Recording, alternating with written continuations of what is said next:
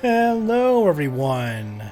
It is I, Ryan, also known as the Lovebat, and I am here, backed in the saddle of my Blood Bowl 2 Let's Play with my Lizardmen team, the Sea of Red.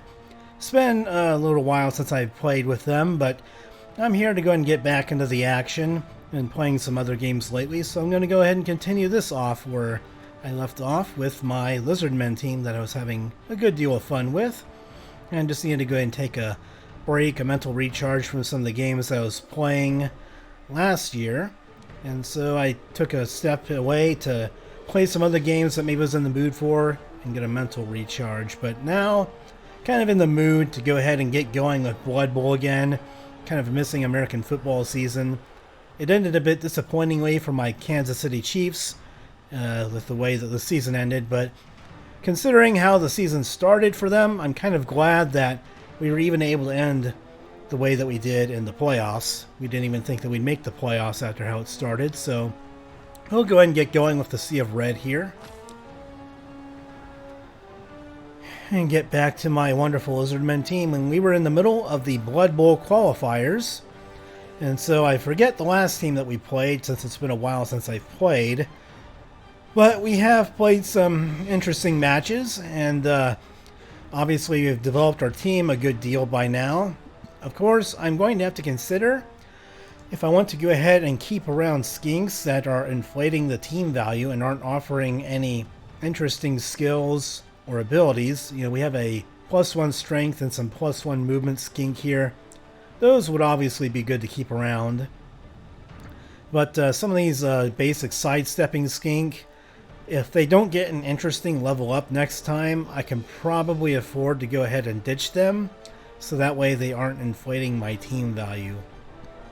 And then there was another skink that I think got hurt and was inflating my team value, and I got rid of them. And then also there was a skill called Diving Tackle that I took that I thought would be useful on a skink because of their high movement speed. Didn't turn out to be as useful as I was hoping it would be. Maybe if a skink was able to get the tackle skill on them, then it might be a bit more useful to prevent other players from dodging around in their tackle zones and such. But maybe if the +1 strength skink can get some bashing type skills in with some other lucky rolls, then perhaps I might be able to go ahead and turn them into a very effective blitzer. Sidestep is a good skill for blitzing, this one right here, and then +1 strength kind of makes them kind of be on even footing with a lot of these three strength players are probably the most common in the game as far as like sheer numbers wise goes. So having a 3 strength skink despite the 7 armor value, probably one of the better blitzers that we'll be able to get. Obviously the Sauruses are also very good blitzers, but they don't start off with any skills. And so you have to kind of build them up with their skills, but since they're bashing players and they don't score often, that's kind of difficult sometimes. So if possible, I might try and take some chances to get my Sauruses leveled up by way of trying to get them some touchdowns and maybe taking a turn or two trying to get the ball into their hands, even if it is a bit difficult to hand the ball off to them with their whopping 1 agility. I'm going to have to try and see if I can get them some star player points, because it's hard to depend on the MVP award and bashing to get you there. Alrighty then, so now that the recap is sort of out of the way and I have my rising stars of different kinds and all of my different cool little names here, now that I have close to a full team, I could potentially buy a player to fill out the rest of my team, but my team value is already so high that I don't think that I need another skink player.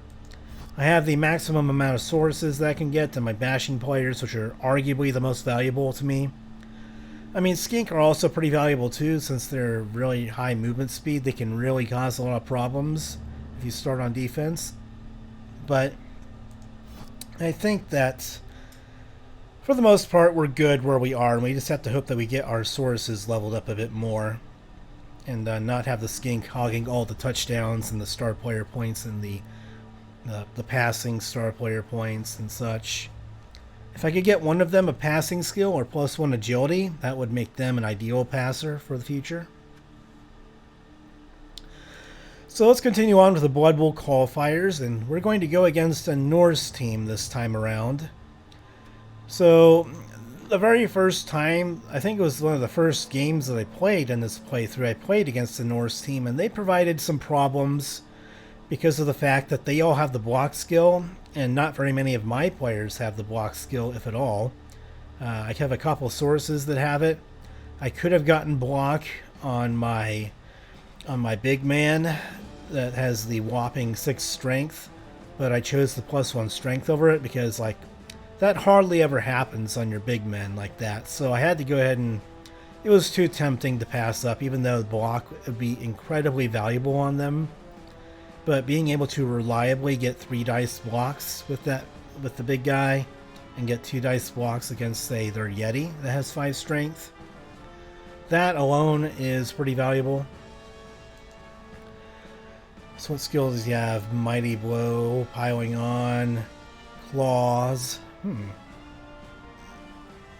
I think that he comes with Claws by default. I think it's Mighty Blow and Piling On that he has as skills here.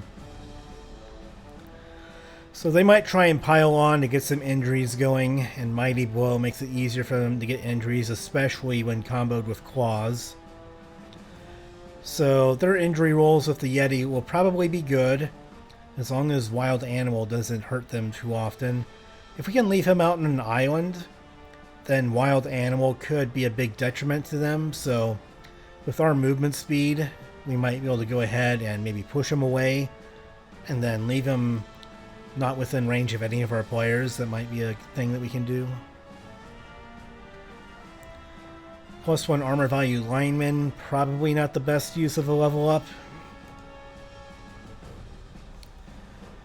Kick and armor value 1, yeah, that's not exactly a great lineman to have. I mean, armor value 1, it's not bad on a Norse team because it takes care of one of their weaknesses, which is low armor value for most of their players, but I think that between armor value and movement, I would definitely take movement there for a movement speed boost. See, they have a runner with sidestep. Let's see, plain berserker.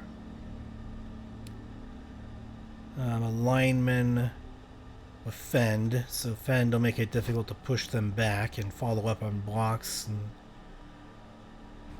So it'll be difficult to lock down a fend player. Let's see, and then what's that one? Oh, they have another player with kick. That's an odd choice to have 2 players of kick. I mean, if anything, this guy should have kick, and then the +1 armor value should have like a different skill. So that's kind of a waste. But I mean, it's not my team, so I'm not gonna make their decisions for them. They have multiple linemen with sure hands. It would probably make more sense to have either a thrower or a runner with sure hands instead.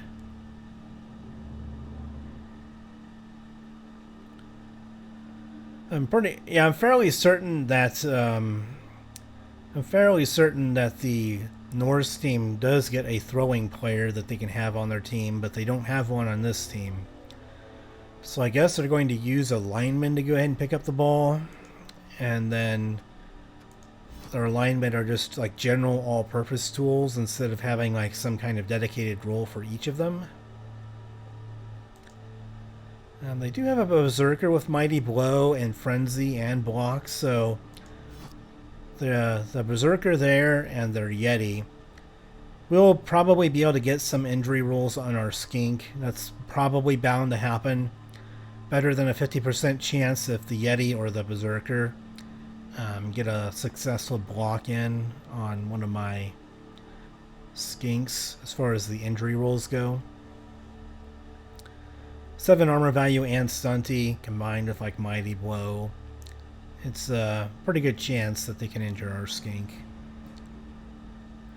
So if I put any of my Skink in harm's way, it's probably the basic Skinks that I might consider getting rid of if they get a poor level up. So If they get seriously injured, then that doesn't really hurt us. Alright, well I think it's about all that I have to say about this team. Some of their skills and level ups seem a bit weird. Multiple players with the kick skill, very uncommon. Multiple linemen with sure hands, also not what I would have done. I would have a thrower in there instead that can pick up the ball and do things with it, and then throw it to the runners, things like that. But yeah, the Norse team is a very versatile team, and having block is still going to cause its problems. But I think that overall, it's a rough matchup, but we have finally the skills to sort of support what we want to do now. So I think that we should be good, even though they get a star player. It's probably going to try and kill one of our dudes. As is common, they'll probably choose the bomb thrower or the chainsaw dude. The chainsaw goblin or something. I seem to remember the bomb thrower and the chainsaw goblin were the two most common star players that the CPU players would choose, or the AI controlled players would choose.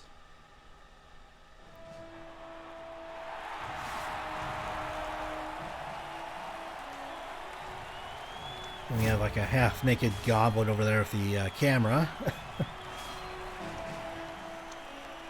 And there they are for the first time in a long while. We have the Sea of Red and all of their muscular and skinky glory. We got the big dudes, we got the little dudes, and then we got these dudes. Yep, it's the bomb-throwing goblin that they chose to have for the star player this time, so not surprised by that, in all honesty. I'm not surprised. And there's their somewhat lanky-looking Yeti. He should probably look a bit beefier, but he's a big dude. It doesn't really matter what I say.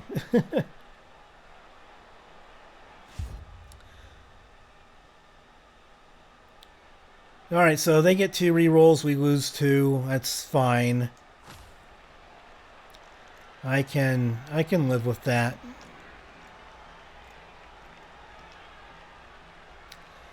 So their Yeti has a disturbing presence thing going on. So it's been a while since I played, so I have to get initiated with my setups yet again. I definitely want my lower team value skinks out here on this opening kickoff.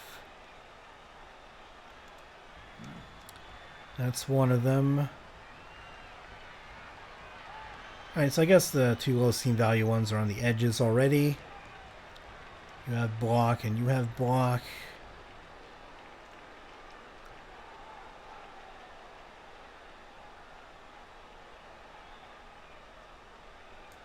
I guess I might as well just put him in the middle. 6 strength means that they're not likely to have a good block against my guy. And then what do the bombs do again? Bombardier. Yeah, so it doesn't really matter if I set my guy next to their star player. They're going to be able to bomb away at him anyway, so...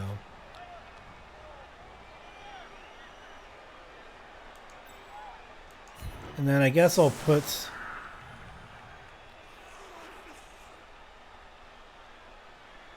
Yeah, I guess maybe putting our guard players... Putting our guard players in these positions might be the best play for us. Put our 0-star player dude in the middle there, so he's the one that's probably going to get hit. Is there another player that we want to sub in for anybody? Movement speed.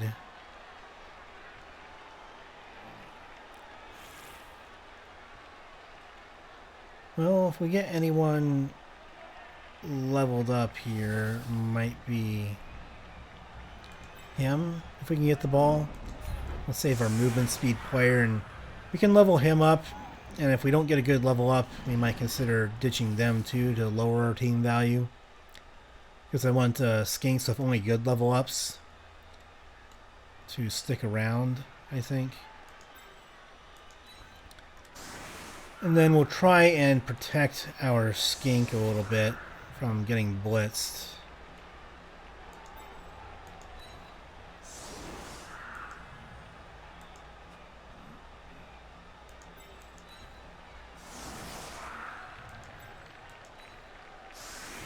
You know, the game does have a bit of slowdown, so doing these commands does take a bit of time, and they don't always register my clicking. One of these days I might have to get a Skink, the kick skill, if I get a good level up. If I get like a level up of doubles of some kind, then it might be a good choice to get one of them the kick skill. Alright, so we have get the ref, so we can get an additional bribe in this half. If we want to try and smash one of their faces in pretty good.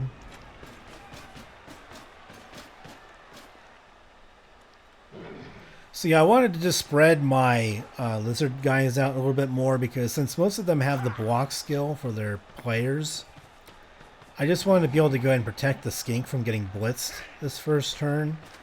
And then just have my guard players in here, preventing them from being able to get good blocks in the middle. And that doesn't appear to be one of their sure hands players.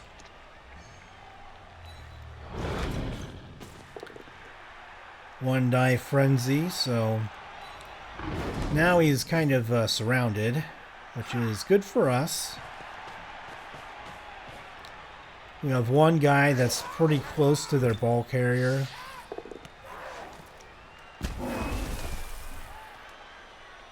Didn't accomplish much with their bomb thrower, so I'm not too concerned.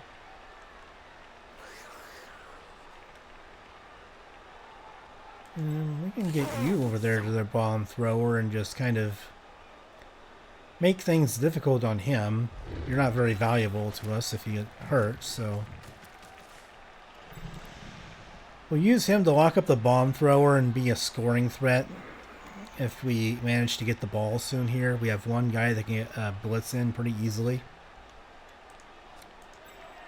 And then you can go in here and help on the edge on this guy. They're kicking +1 armor value dude.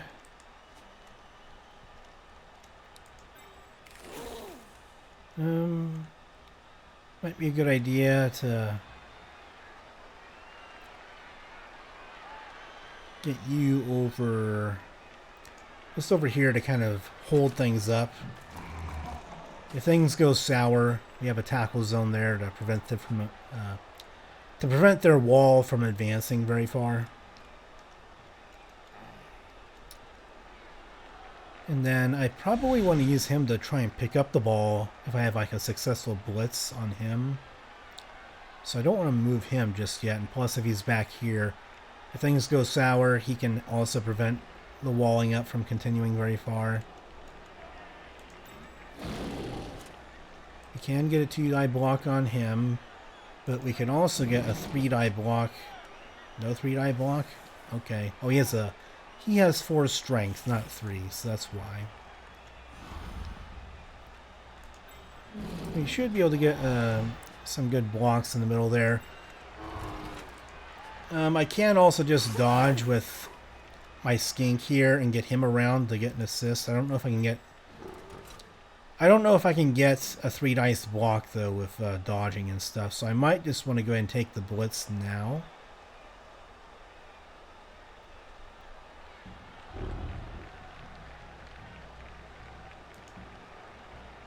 And then I'm just going to take it now so that way I have my reroll for it. He has blocks, so it makes it a decent block here. And I'm okay with just pushing. Let's just put him over there. And then we probably want to leave him there.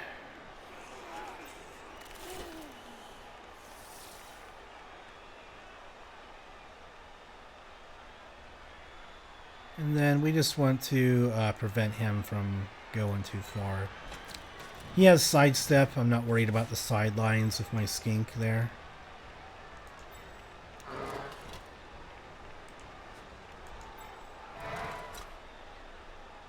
Let's try and get a block in on the Yeti. Pushing's fine. We can try and just leave the Yeti out on an island with wild animal. Let's stay. And let's try and get a block in on him. That works. And let's move him over that way. And we'll stay and keep the Yeti by himself. And then we want to get a block down here. And we get him on the ground. Let's keep him next to our big man and follow. Let's try and give some support to him.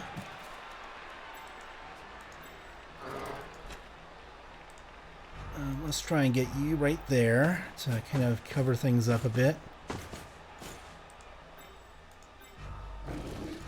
And then let's get one final block in with him. And I think let's move him over here. Alright, and that should do okay for now. Not an ideal turn. Our blitz only pushed the ball carrier, but I have a not too valuable skink here just holding him up. They might blitz him, but if they do that, that's a win for me. Their wild animal worked, but all they're doing is dealing with this skink right here, and that's not too concerning to us. I don't care about a 3-die block. I kind of expected it, to be honest, so if they want to use it on him, that's fine. I think I want to put him right there, if anywhere. Injury roll, and he's injured, okay.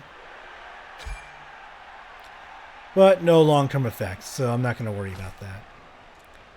If someone was going to take one for the team, it might as well have been him. Our wonderful Munditeek. We appreciate you going ahead and taking the blunt of the blow. Choose a player. Like, I don't know.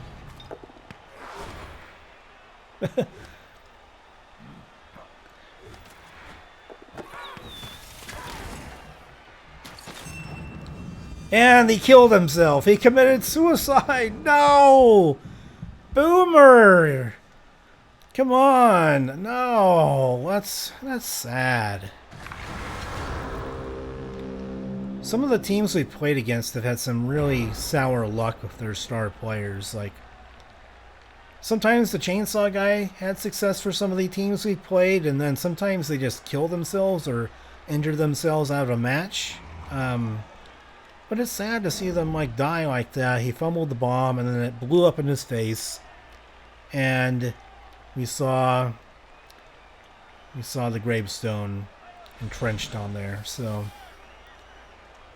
but I'm sure that Boomer will be back at some point, rising from the dead and being hired by another team to be a star player. So we'll see him again, I'm sure. So if we can get him in there somehow and have guard in there, that would be terrific. And we do have a couple of ways to do that.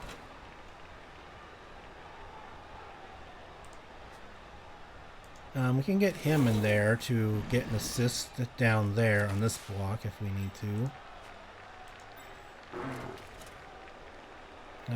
We can get you in here to get an assist on that block as well if we can get him.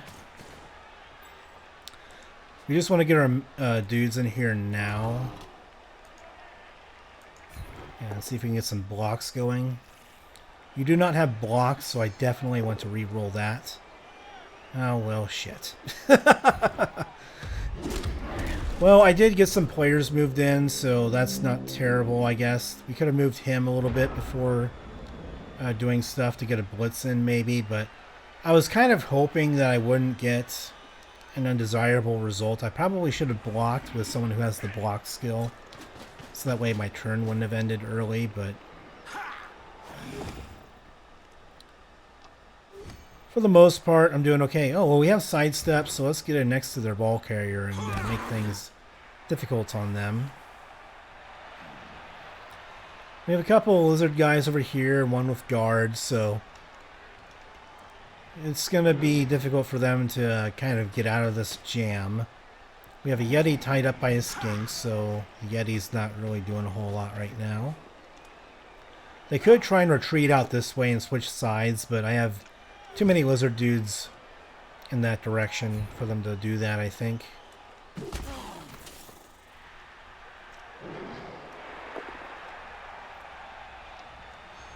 And just more pushing and shoving going on.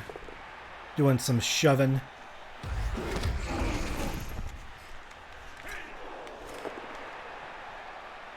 And they're getting some fortunate 1-die blocks here.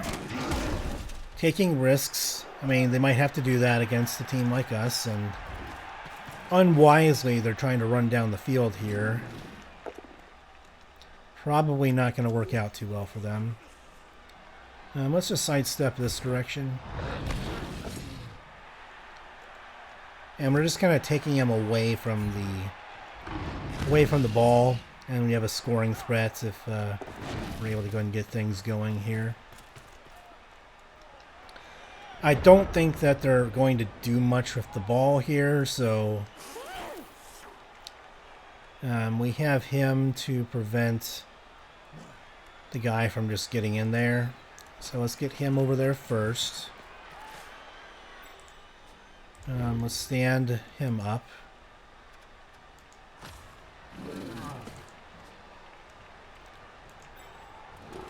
He can get over there. So let's get him to provide an assist. I don't want to risk going for it with a blitz with him. I'll do it with someone else who's closer. You have guard, so I definitely want you to stand up. I'm going to leave him on the ground and dodge him out if I can to get the ball. Do you have block? You don't.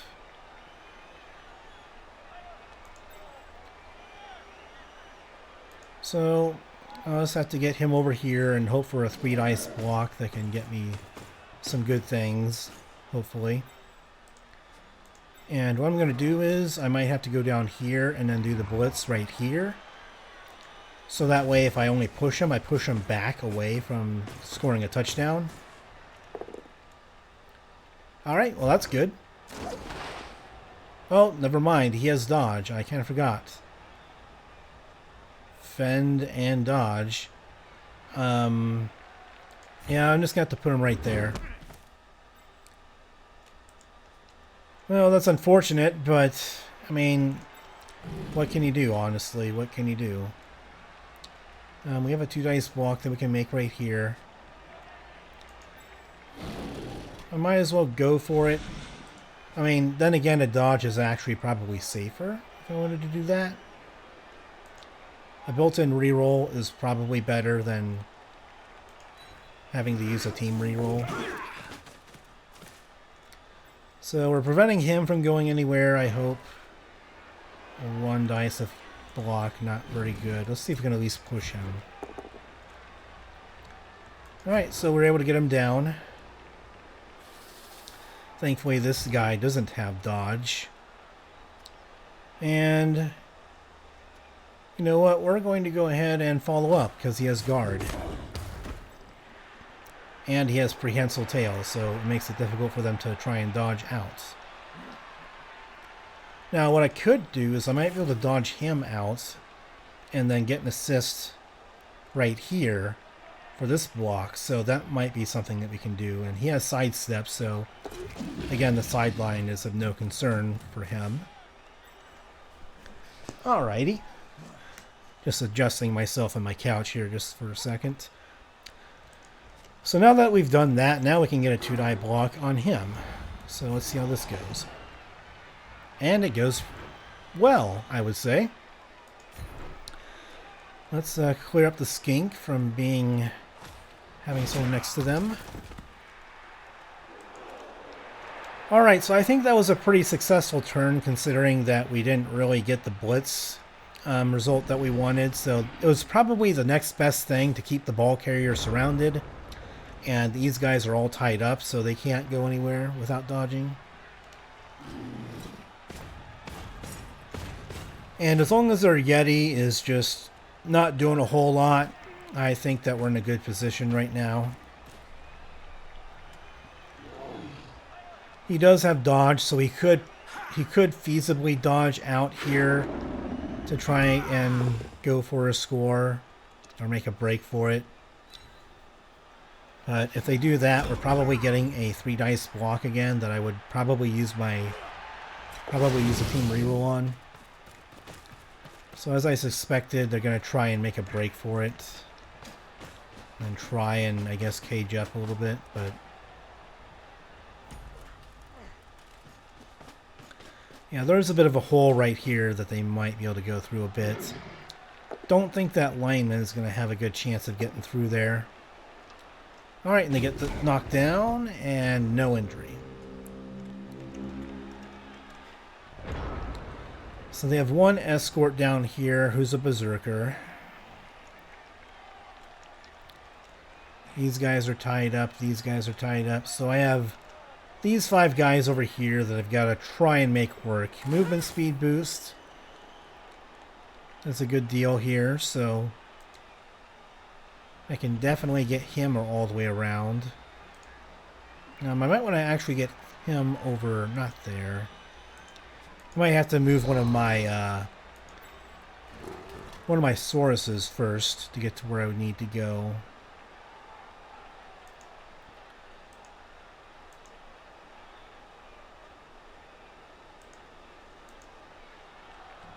Yeah, we can get him right there.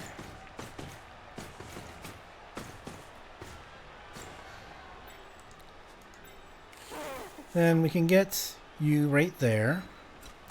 Try and get as many assists as possible for a blitz, because I really need to knock him down. Can we feasibly get you right there? We have to go for it once.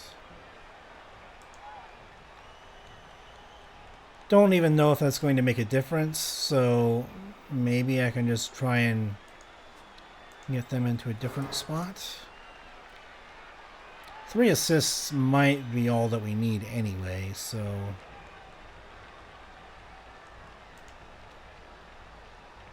so let's then get you over here. You have just enough movement to get into position. Don't want to focus on anything else. Now, can you do a 3-die blitz if you blitz from here? Yes. Okay, so... we don't need an assist from Swatter. We just want to get him in the way. We want to get him in the way of the runner, so that way they have a harder time trying to... oh.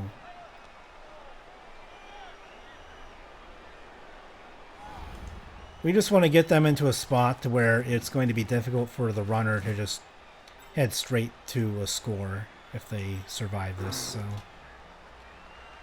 and then I need to declare my blitz now, and I have a team reroll available to use on this, and he has block. And we get him down. That's perfect.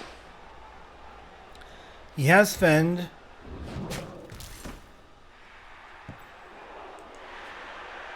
Alright, so him being here is good, because he has a tackle zone that prevents him from just waltzing on in there to grab the ball.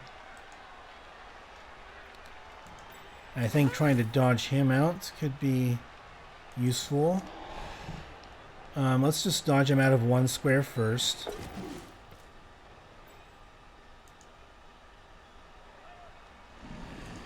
And then let's just get him reasonably close to the action. And then you have guard. You have blocks, so I'll try making a block with you first. Let's see if it goes well. Yep. This guy doesn't have dodge, so that's fine. And we get a stun, I think. Yep. Okay, so we get a stun. And then we want to try and take care of the guy that's closest to the ball. And I think we'll follow up on that one. And then we'll get this last block in here. Perfect. Well, not perfect. Not exactly perfect, but, you know, we get him on the ground, and that's going to work. So we didn't get to take an action with him, but he's tying up the Yeti. I don't want to risk him getting knocked down, so if he can occupy 2 or 3 players, then he's doing his job to kind of take up space there in the middle. I don't know where they're going to blitz. They'll probably blitz like the Skink right here to get him away from the ball. Well, yeah, they'll blitz this one, I guess. Either one would have worked. Dodge makes it where they're not going to go ahead and get the results. I think we're just going to sidestep over this way to make it easier to get over to the ball. I guess it's irrelevant. Maybe he can stand back up, maybe not. Because he's KO'd. He got knocked the heck out. So, as they would say, as Chris Rock might say, Agnifar smacked the shit out of me. Anyone who gets the joke, you win a prize.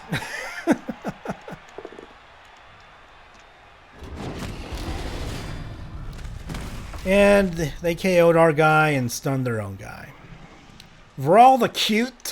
What? I didn't notice that before. Vral the Cute? Oh my gosh. Like, who comes up with these names? Vral the Cute? He probably got teased all the time as a kid for that name. Okay, well, anyway. Titles aside, let's take a look at what we got to do now. We have 1 free Skink. We have easily 1 blitz that we can do here, so probably want to do it for my block player since that's the highest chance of success. And I just want to get players around the ball. I can pick the ball up with him after making a block. Not a bad idea to get my movement speed player some star player points of a touchdown if it comes to that. And then let's get him down there. And all we really need to do is just push this guy, and that would be enough to free up my Skink. So let's just go ahead and make the blitz now. We still have players on the ball if this goes terribly wrong. Push is enough. I'm fine with that. Push is enough. We'll move him over there. And then if the pickup goes terribly, we're going to have him over to the side right here protecting him. Now, I guess the question is, do I want to pick up the ball with him and then make a pass over to him? Because he has catch. I don't know. Maybe I just want to go ahead and make sure that I have area covered so that way they can't just run around. I think having a Skink right here or somewhere can be okay-ish. He's taking up a lot of area. The problem is that they have some free runners up here that are going to try and get in there. So let's move our Skink up here to occupy some area and some tackle zones. So we have this area occupied with tackle zones. We have him that can go ahead and get in here for an assist.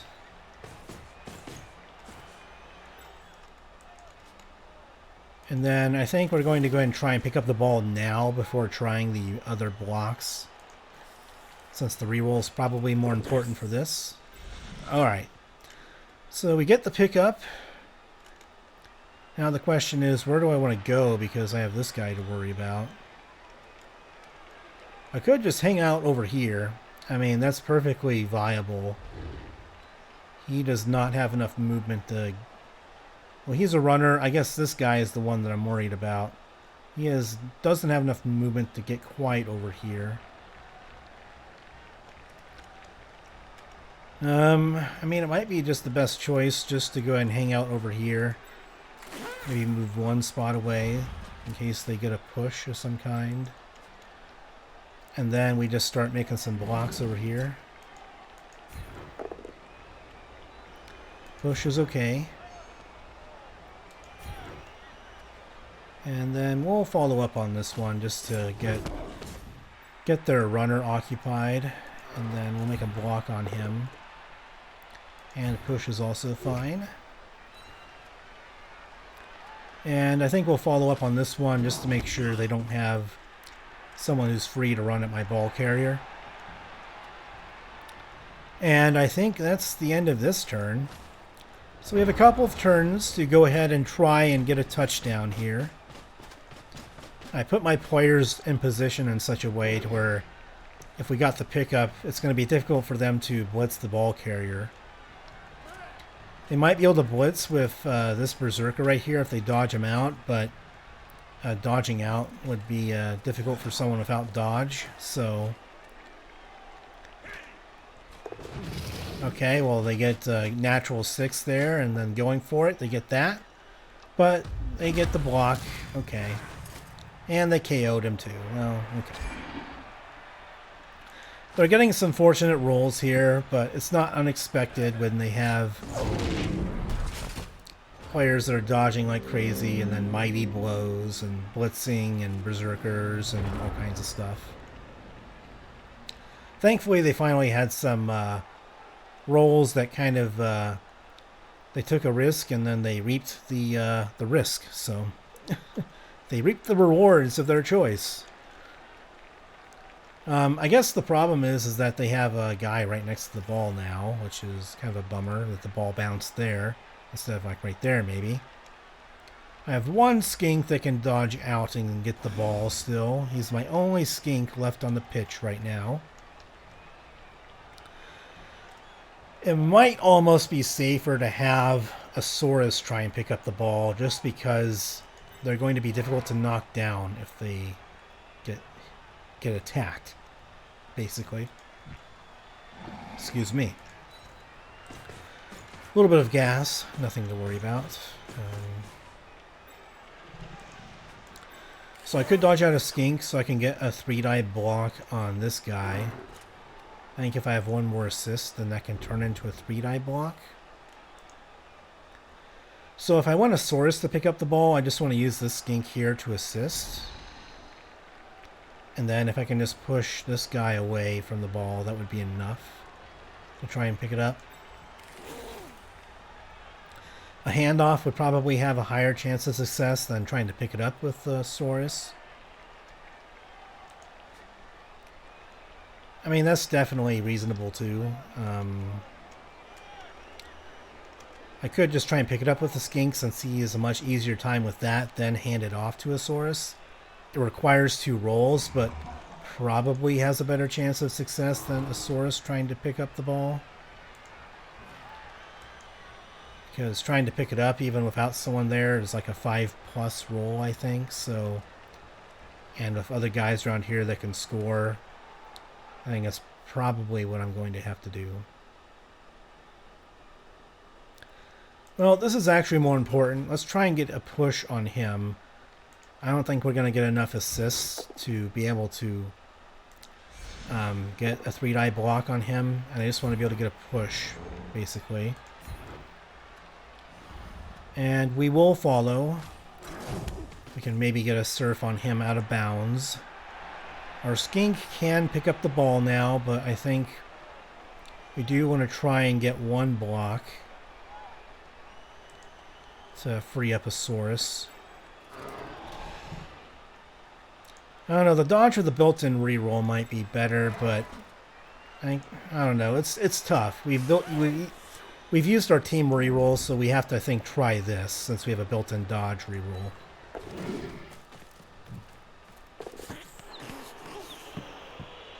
Okay, well, it's not the worst scatter. I have players surrounding the ball.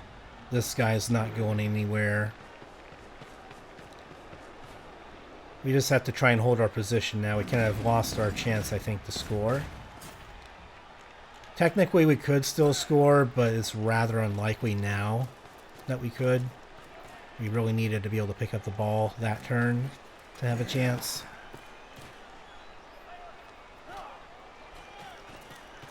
And it's true they might be able to blitz this guy, but even so, we can sidestep onto the ball and maybe get a good scatter.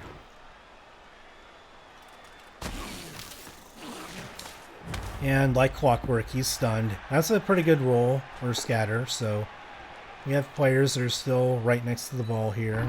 Not a bad thing. Okay, well they get the... They don't get it. They tried to berserk one of our block players, one of our block Sauruses, and it did not pay off. It did not pay off indeed. Okay, well. We have a bunch of Skink here waiting to get in on the action when the half is over, so they'll have to wait just a little bit longer while our 6th strength dude ties up everyone over there. It's going to be up to our Sauruses here to try and do something here. He might be the only person who could score. No, not. I don't want to do that. He might be the only player who could potentially score if he gets to there. Well, I would have to do a handoff with someone else to give it to him and then run it up. So, if you got to here, then that would be 1, 2, 3, 4, 5, 6, 1, 2. No, he couldn't do it. I doubt that he could. Well, technically he could do it. It is not likely. I have to blitz with him. So, yeah, I don't think I'm going to be able to score here.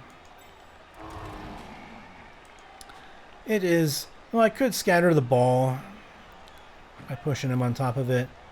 Maybe it might give him a chance. I have no idea what I'm doing here. It's difficult to know what to do, honestly. I think we just want to try and push players in a way to where it's going to be impossible for them to score. And he's not going to pick it up if he does this. This is going to scatter. Okay.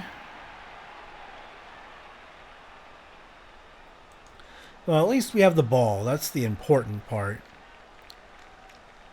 That's the important part here. We just want to protect our guy. Make sure they can't get any blocks in here.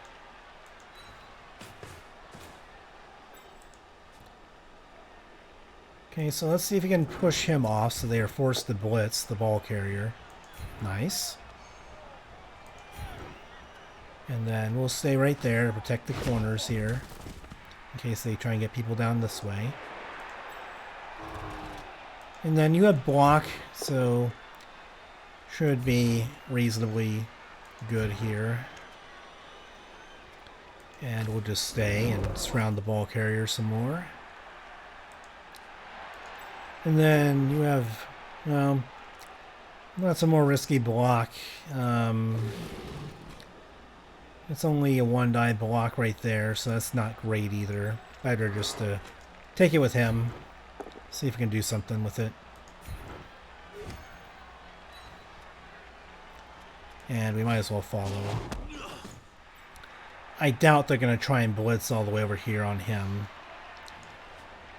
And then our Yeti's not going to be able to do anything, so maybe next turn we might try and make a block with him where there's no real consequence. So for now, we're just going to rely on his prehensile tail keeping them in place, and the Yeti might be able to get a 2-die block, but since the Yeti doesn't have like block and things of that nature, might not be able to get a knockdown on the big man. Yeah, 2-die against, I mean, it works, but, you know, it's, I think we'd rather do that to have him go in a direction here. They got kind of lucky there that they didn't get punished for that.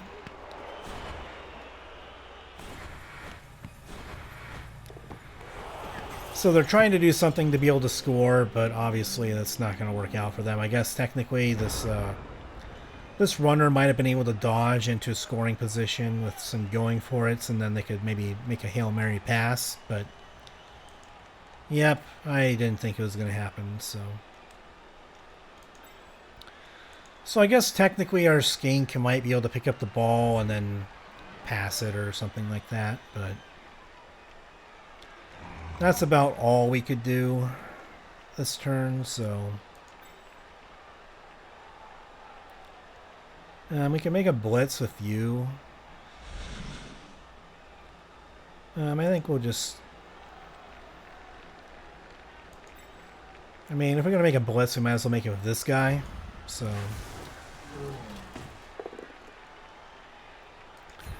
yeah, push is reasonable here. We'll just push him over there. We have a couple blocks that we can make.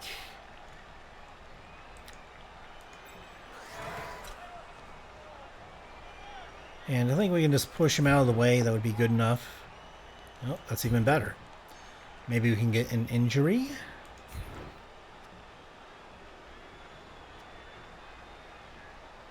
Let's go ahead and follow. And no injury. Just a stun. Well, that's okay. That is perfectly okay. Okay, well then let's... we can make a couple blocks here as well. Only one of these guys has block.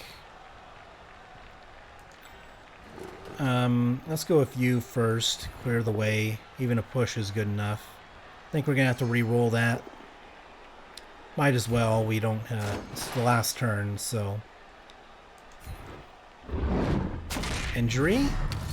Alright, KO. The KO is better than nothing, is what they would say.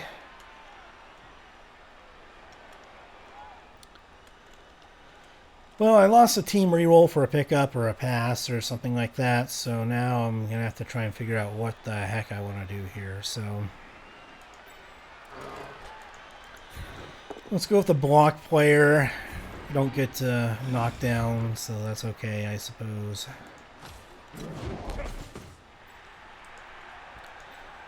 Just want a chance at getting some injuries here, some knockdowns before the half.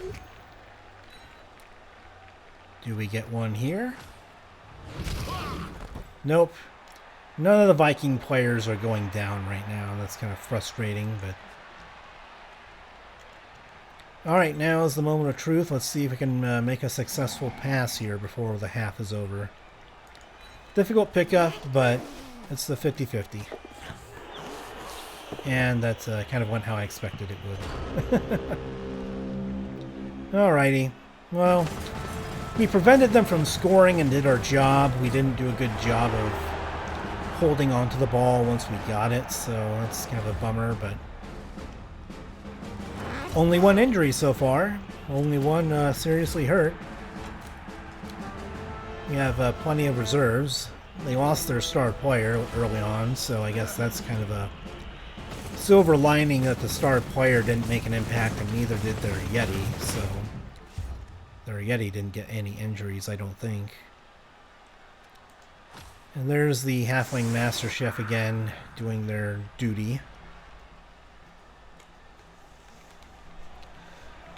Alright, so for offense... having the guard players in here, definitely good.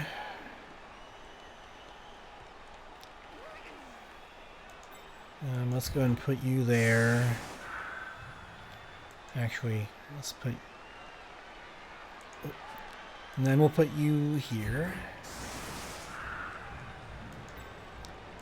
Put you on the edge.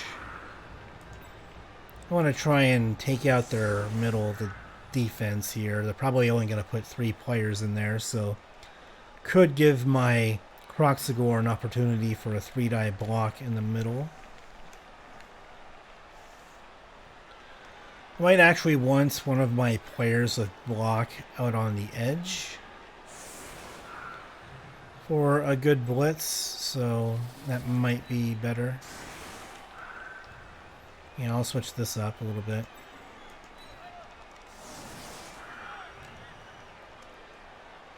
I think I definitely want him in on offense.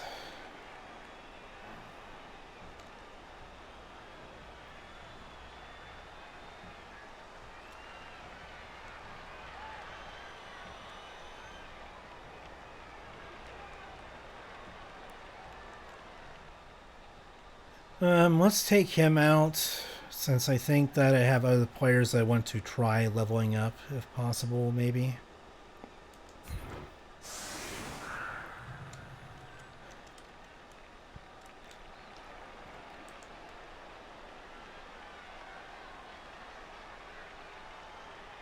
Maybe just keep the block player in the middle, and then we'll stick him as like a linebacker protector type. We'll put you on the edge as a tackle zone.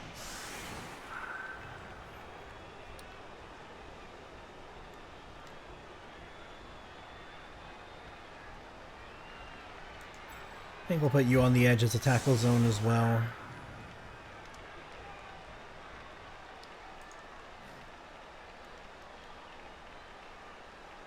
And then you can be a not a blitzer. I think I want the, where's the 3 strength player? I want the 3 strength player being over here for a blitz, possibly.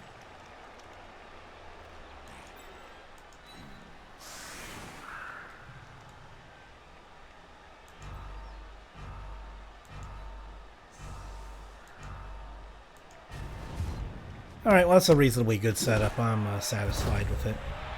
I take a little long setting up my team sometimes, and they get an extra team reroll. Along with the Halfling Master Chef, it's just pile on the team rerolls for them so that way they can get away with all manner of nonsense in their ale-drinking, unarmored glory.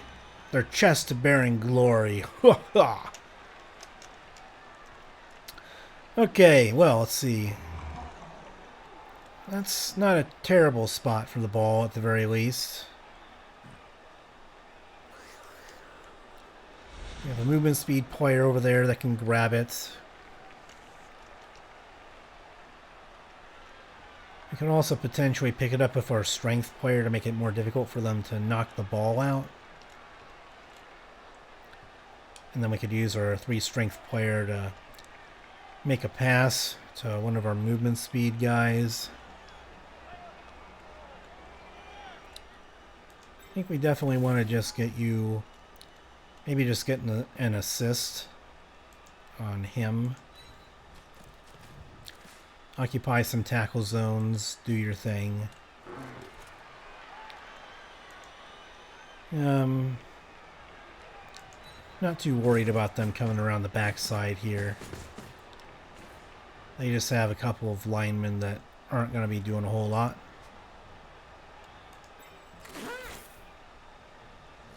Let's have him get right there.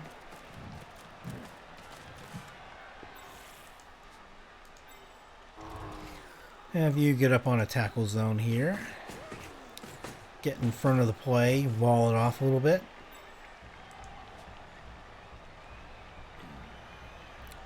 Could also make a blitz if we're 3 strength skink. That's also possible.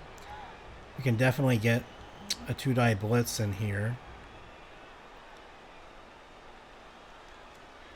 But I think I'm going to stick with the plan of using my 3 strength skink to pick up the ball.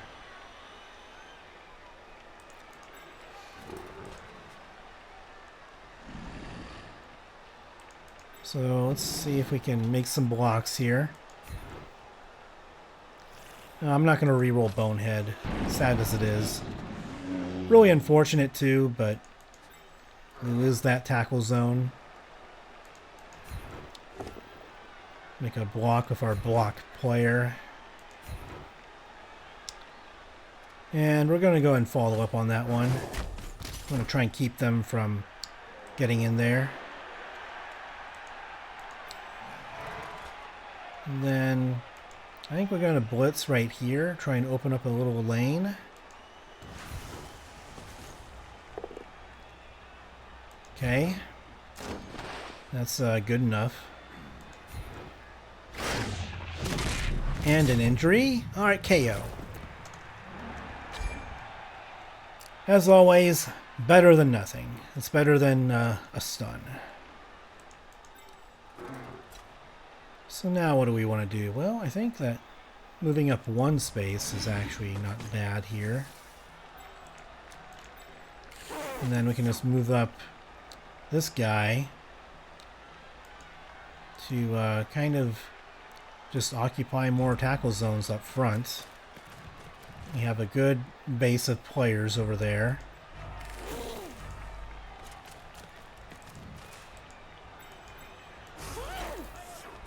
Alright, well, it didn't register the clicks the way that I wanted, but at least we got the ball, so that is good news.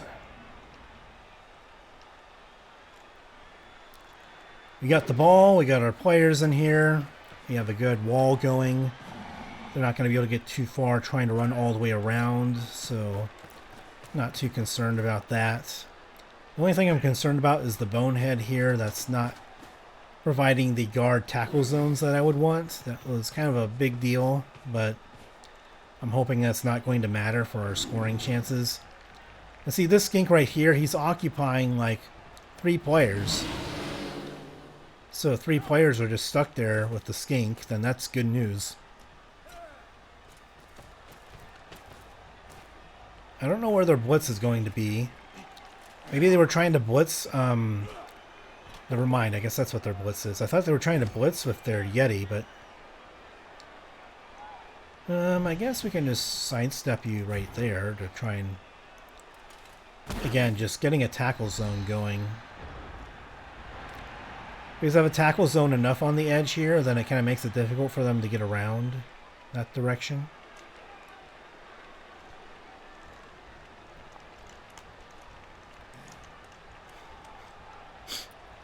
So it's going to be a bit more difficult for them to knock him down on like a one-on-one blitz. It'd just be a one-die block for them, and he has dodge, so the having dodge makes the stumble down option not take him down. So we have both of our movement speed guys right there who can get into scoring position here if we get a good blitz. First things first, though, I think I want to get him rolling in here somewhere.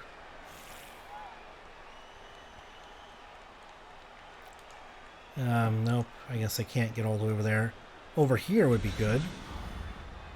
Another bonehead. Well, I can't re-roll that because he's got the loner trait. Loner trait and re-rolls, they don't go well together. So, Maz the Daz, you're kind of on your own, bud. I'm sorry. I'm sorry, Maz, but you're kind of on your own right now. I can't do anything about that. Your friend over here is kind of acting boneheaded on me right now, so... So I think this is the point where I'm just going to have to take a chance here to try and get through. And I think we could just do it up the sideline. That might be the best bet. And then we rely on him having his wild animal kick in to where he's not going to be able to get over there to blitz or anything like that.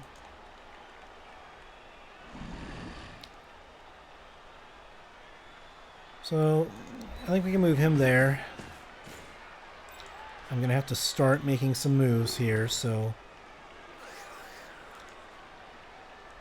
I'm going to need to get a push this direction. That way I can go up the sideline. Push is good enough. We want him over there, and we will follow.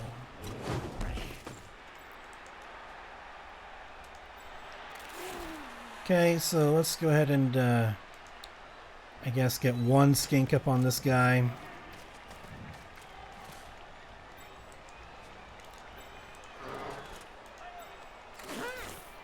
You have sidestep, so that's not a problem being on the sideline. We're going to be okay. Compared to most people, we're going to be okay there. So, and we need to kind of get you in there as well, I guess. It's not an ideal scenario, but considering the situation, we got to make do with what we've got here.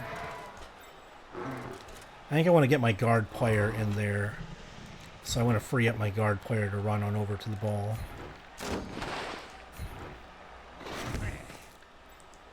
Okay, well, it makes it a bit more difficult to get over here, but we have just enough movement to get over here and get guard activated.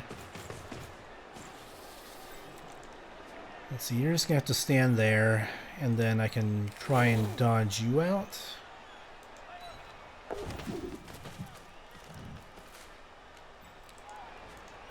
And then can I make a block? I can. We're going to do it. And it's successful! Yay! And we are going to follow.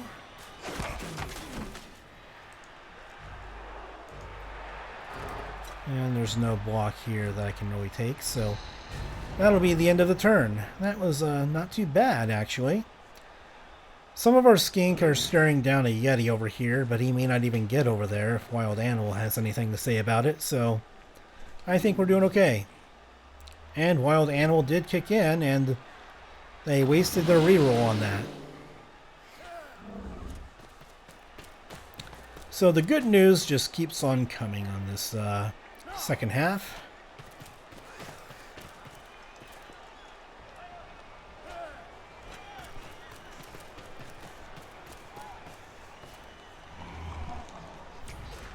Ugh. Okay, well that was a bit of a bummer for them. That's a double whammy getting a KO on their own block too. So yeah, because they had, in my opinion, stupidly used their reroll on their loner Yeti.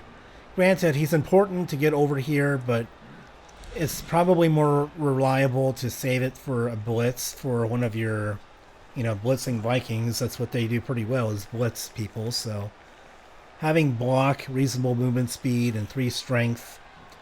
Yeah, saving it for someone else for the team reroll probably more wise.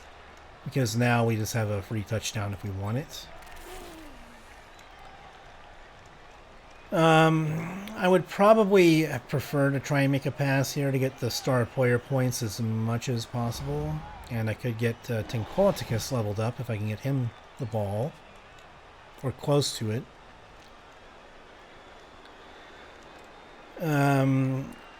Could take the touchdown now. But I think, knowing myself, I want to try and get the most out of this turn that I can.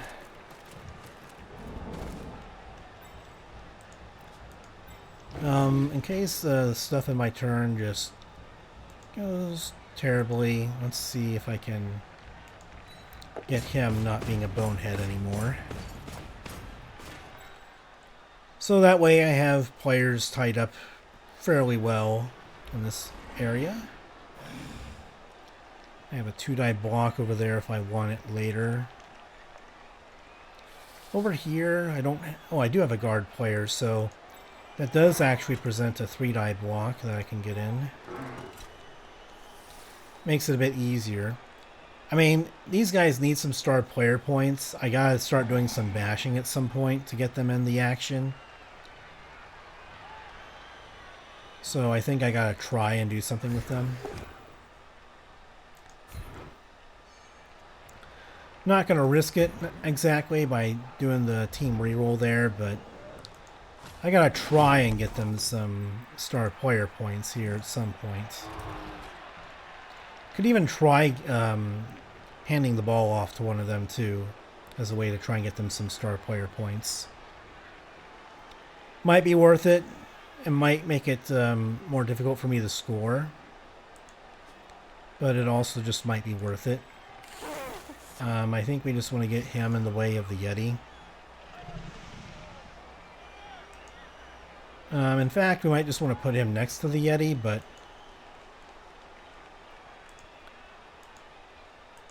yeah, let's just put him next to the Yeti. He's not a very valuable player. If he gets hurt, then I can live with that.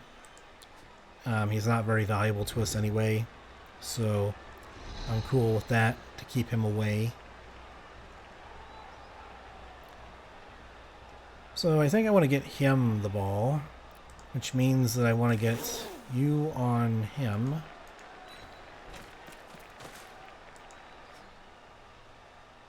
And then we'll just keep... Oh, I really need to get going here on my turn.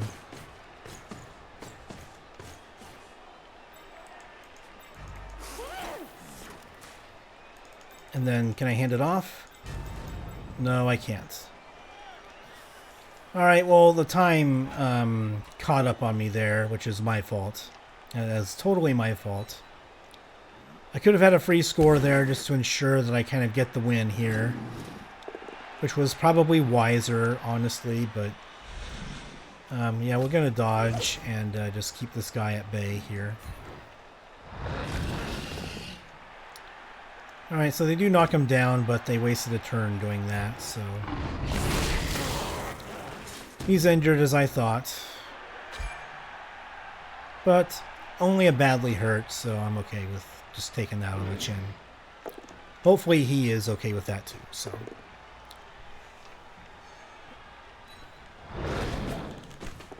Taking injuries on the chin is something that all skinks have to get used to at some point in this game.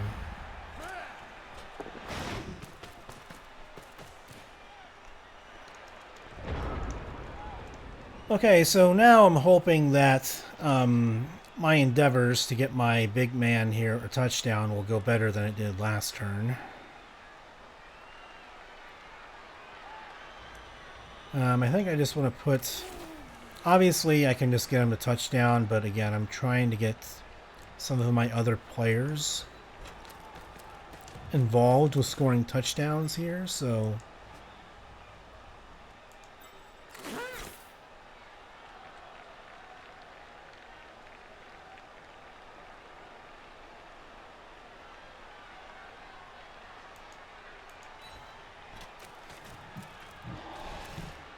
Alright, so we have some things that we can do down here, but I think I'm just going to keep them all tied up for now.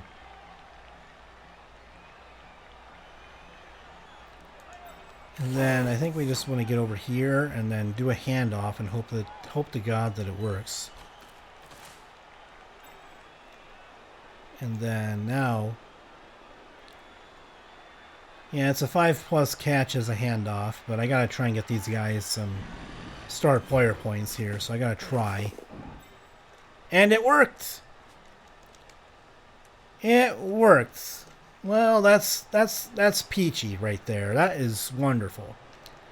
That is exactly what I wanted. I don't think I have any really good blocks here. He can get a 2-die block with a reroll somewhere, I think. No, I guess not. Okay, so I can't do anything there. I have a 2-die block there with block, and that's about it. I don't think it's worth it. Let's just get this guy the guaranteed star player points here. Let's score a touchdown. The first touchdown that we scored, I think, was Saurus player, or anyone other than a skink in the entire time that I've had the team. So,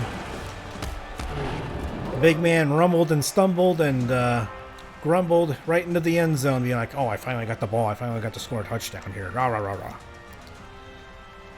But I'm sure he's going to be more excited than what I just said, so. Oh, the dearly fallen. We thank you for taking those blows on the chin, but we really needed it from you, so. As we do in every match. Putting your bodies on the line for the sake of entertainment and for the sake of the team. Winning, hopefully, a glorious championship at the end of the road. So, alright, so we got him some star player points, so he's close to an MVP award could level him up, and then maybe a touchdown in the next match could level him up as well.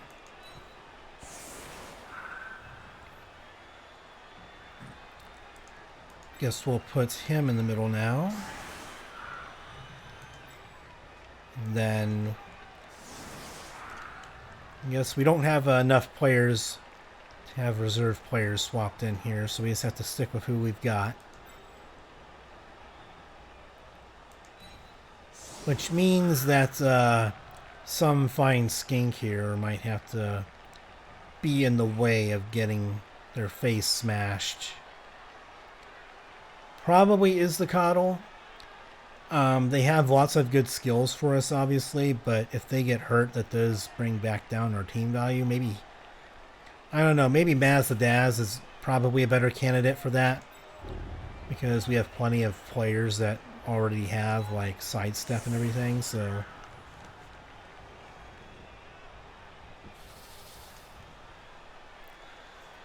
they're gonna have to get in the way. We have a 3 strength skink back here somewhere that I gotta. He can reasonably hold his own now, so I don't have to worry too much about him. It's possible that they could score if they get lucky, so I just have to try and keep them from doing that, I hope.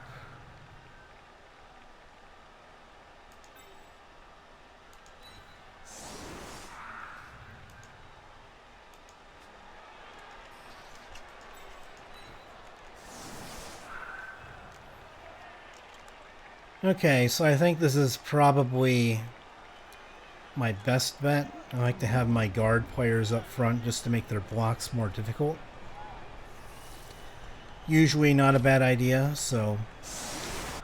And then I have my block players out on the edge to kind of hold the edge a little bit. Set the edge. That might be considered, real-life football terms, they call that setting the edge. So that way they can't turn the corner and try and run down the field. Alright, so we can be set up in another legal defense. That means that we probably want somebody to... I mean, diving catch, I wonder if we can catch the ball here. Might as well get him right there. And then we want the big man right here.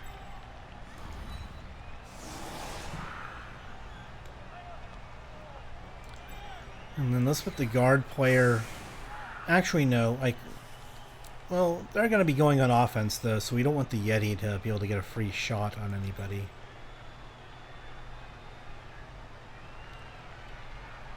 So let's just keep him there. We'll go ahead and put him right there to protect the skink.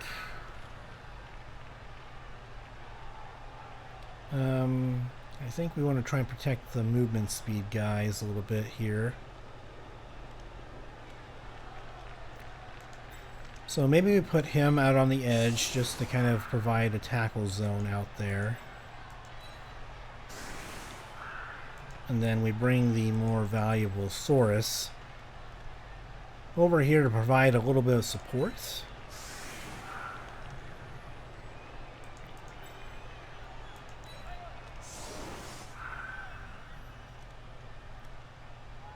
So I can only put 2 guys on this part of the line. I don't know if diving catch is going to be able to have him catch the ball over there, being only 1 spot away. So I think I interpret it as being able to do that. That's why it's called diving catch. So if he can catch the kickoff here, then, you know, all the better. Let's see if it works.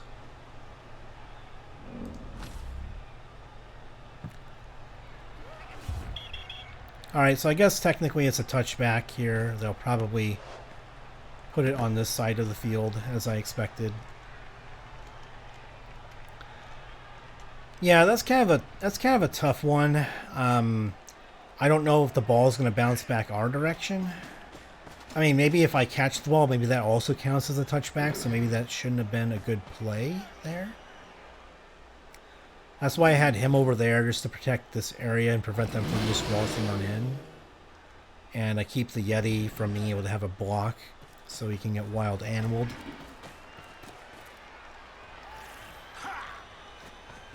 I mean, they might have a block right here, they might have a blitz on a skink, but that's about all they'll be able to do.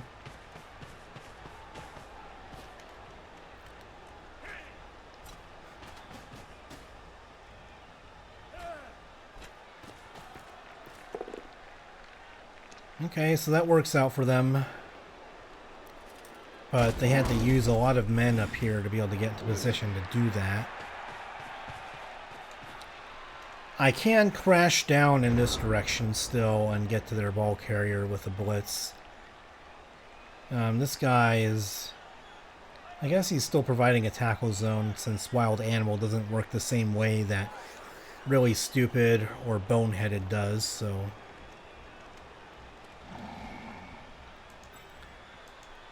So let's stand him back up and get in the way here.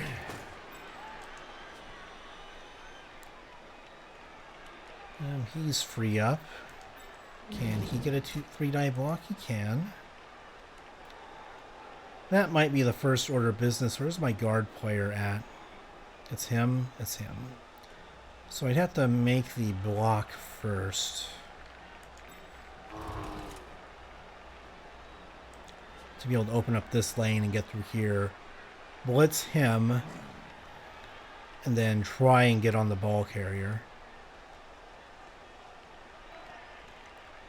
I also might be able to get a blitz of him.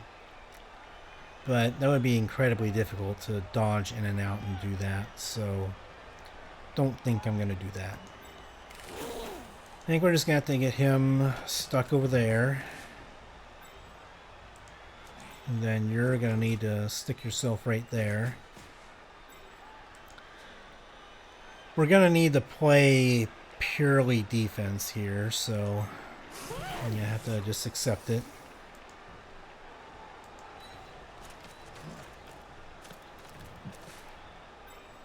Yeah, sadly the Yeti there kind of makes things a bit complicated to get around and get to the ball carrier right now. I want to get at least a couple of players in position here.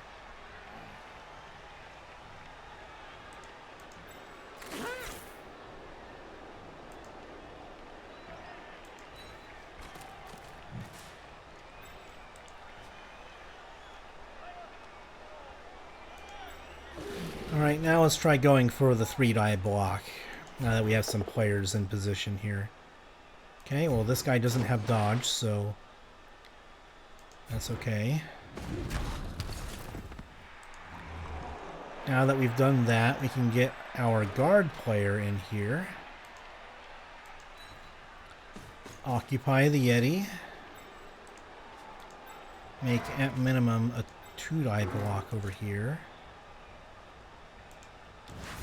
He has blocks, so I'm well set up with this blitz. And I think I'm going to have to accept that a push is all I'm going to get. And I think I'd rather push him in there.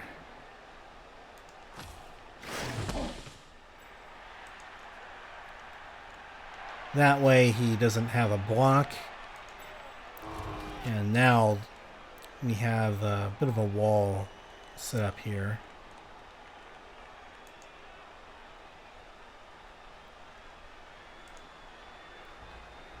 The Yeti is going to be able to get a block in on somebody, so I might just make it more difficult for him to do that with the guard player there. And then you, I think we just have to make sure that they can't run through there with their berserker.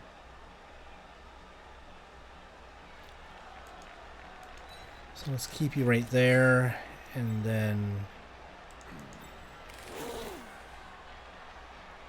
let's try and protect our movement speed guys.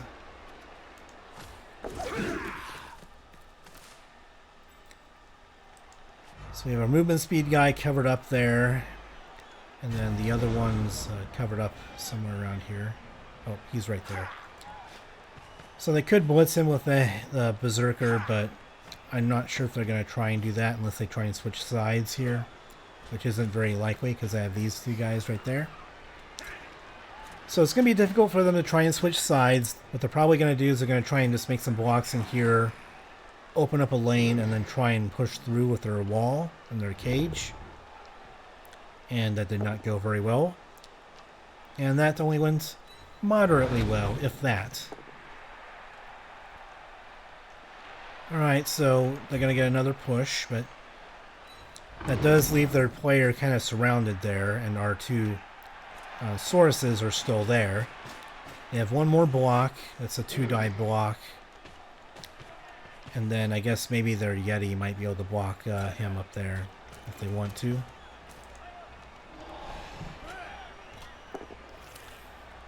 Alright, so they get that one. They don't get an injury and they don't follow it up. I probably would have followed it up to keep the Skink kind of occupied here. Oh, Rox of Gold got injured.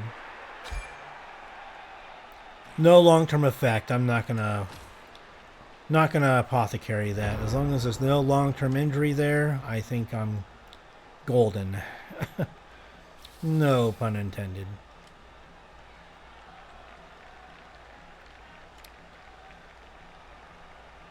So Zlat of the Moon went splat right there on the ground, and so I just need to get him standing back up. As long as I can stop them from scoring, I'm going to be fine here. I don't want for something like this to go to overtime.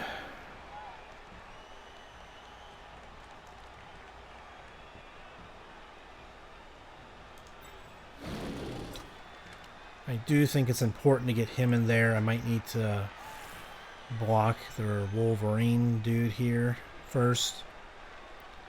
I'm not even sure how you pronounce that word, but it looks like a tongue twister there for the unit name. Wolfwermerderner, something like that.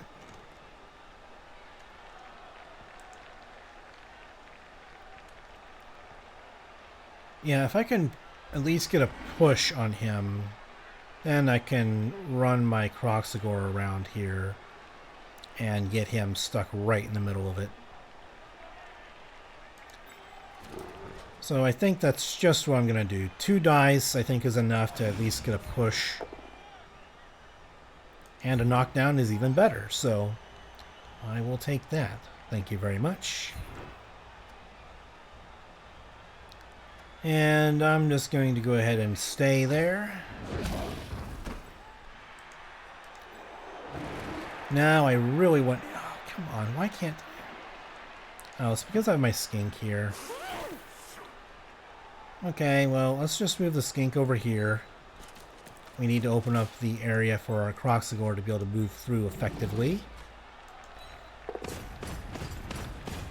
Now, if he's in there keeping 3 players from moving around the way that they want to, then that'll prevent them from going this direction. So they're going to have to try and plow this way. And that also means that I have a reasonably good blitz over here with a guard Kroxigor right there, so...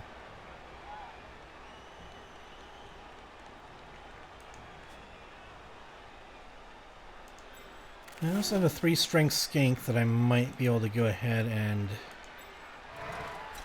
get something going with, but we'll see. We'll have to do this blitz first and see how this goes. This will affect quite a bit.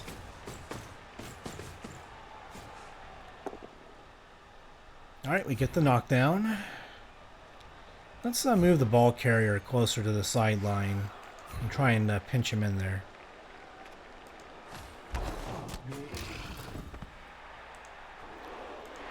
Now we can try and maybe get a surf on one of these guys. Let's see if we can do it. Well, he has sidestep, so we're not going to be able to do it this time, but...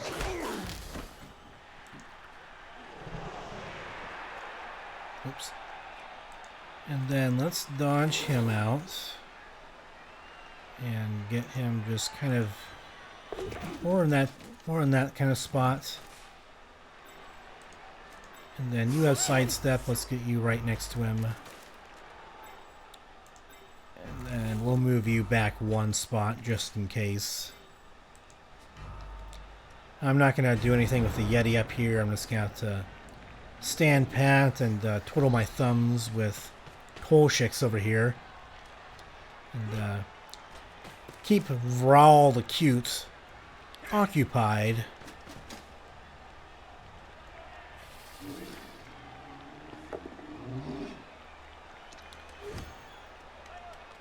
Okay, so since I can sidestep, this basically means that they're not going to be going anywhere, so...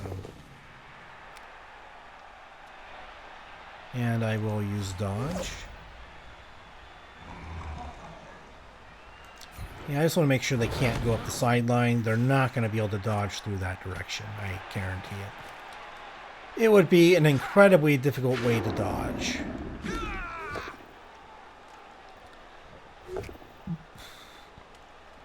And they get a push.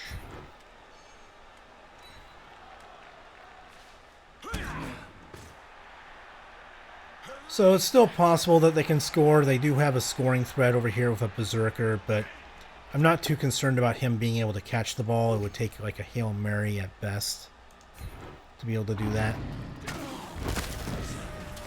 Maz the Daz got himself injured. Okay. Well, we're running out of Skink here, but we've got a couple more left at least, so still in good shape to hold the line.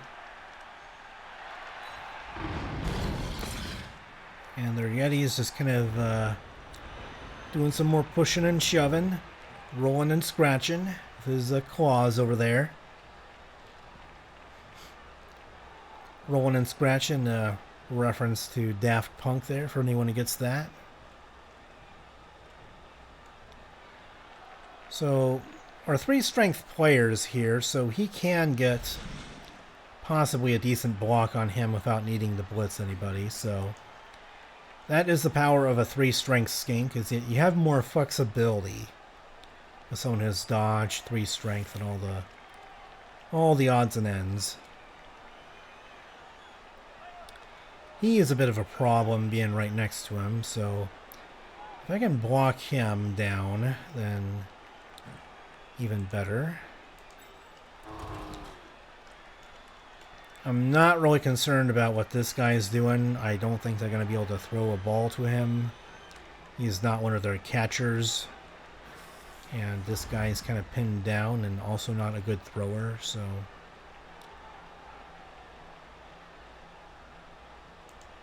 I think we just try and get him in there as best we can. Just gotta try and pin them down.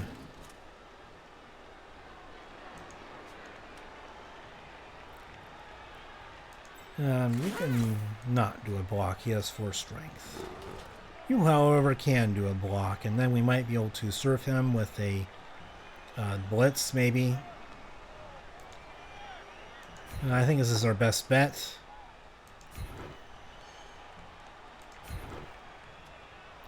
And we will follow to get an assist in there, hopefully. This guy doesn't have guards, so if I can get a Skink in there, then I can get a good blitz too. Can also get a block in there. I think if I just move him right there, then I think I get a 3-die block. I think. No, it's still only a 2-die. That's only a 1-die. Okay. Well, I think even just a push would be good enough here, so I'm going to go for it. The push will be enough to be able to go ahead and get a 2-die block on the ball carrier. And then I might be able to slip this guy through to get the ball in this turn. So let's go ahead and do this then.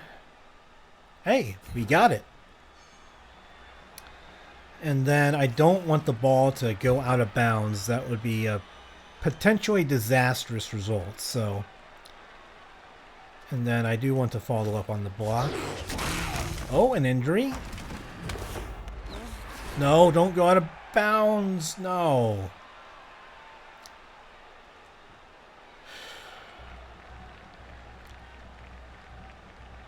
We got to re-roll this. We can't allow it to go out of bounds. Okay, good. Yeah, in case you're wondering there, if it goes out of bounds and scatters over here, then we are in big trouble, because then they can score right before the game is over, and we can't allow that to happen. We have to prevent that from happening at all costs, so yeah, we can't do anything there, sadly, so we just have to cage the ball carrier. Let's just get a push on him or something. Alright, knockdown is good. Let's do that. Knock his bottom down. And then can we blitz a few somewhere? Well, let's at least try it. We've got nothing to lose at this point. And let's just push him. Pushing and shoving. And then let's get him down over here. If we surround this guy, then even with his 4 strength, he's not really going anywhere, so...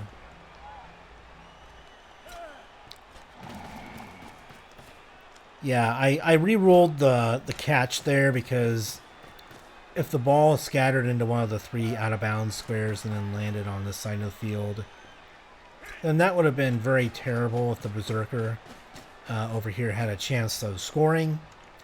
I couldn't allow that to happen, so thankfully it all worked out in the end.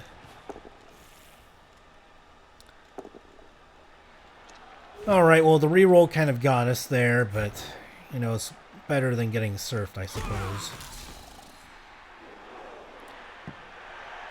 Alright, so I don't think that they're going to be able to score, so I think we have the game won. I've been wrong before, but I think that they don't have a chance of being able to win.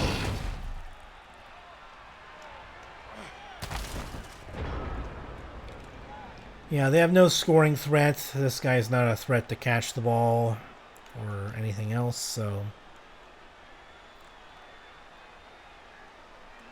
I don't think I have a scoring threat either. Yeah. Only 1 turn left, so it's just about bashing their faces in before the game is over, so... And maybe I can throw a pass with a skink or something. Okay, so let's see what we're going to do now. I can just go for a 3-die blitz with somebody here.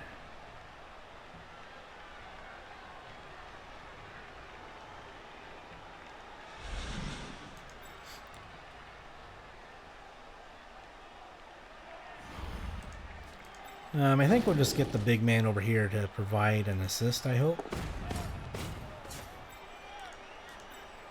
And then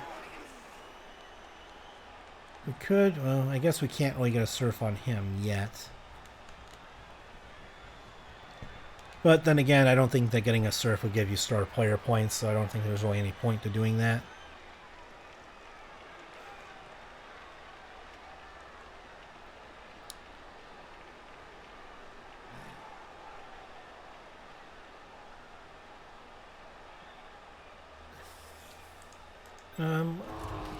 Could try and push him.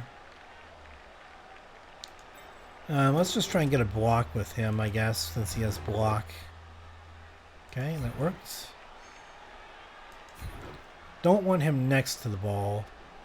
And I think we're going to stay, because we want some area to be opened up here for a skink to get through.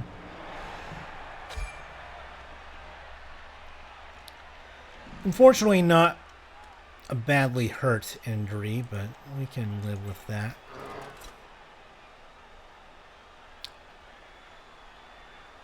And then I think we're just going to have to do a blitz here and hope for a push at the very least. Knockdown is good though. Knockdown is very good.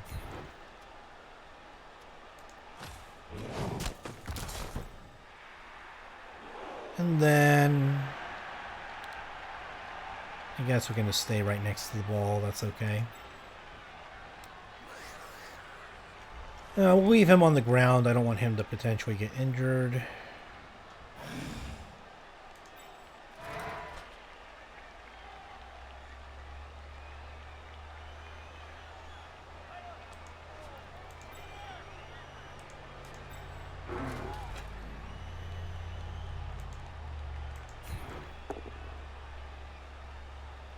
We'll re-roll that. Okay. Well, he's on the ground, so that's what's most important. And KO'd.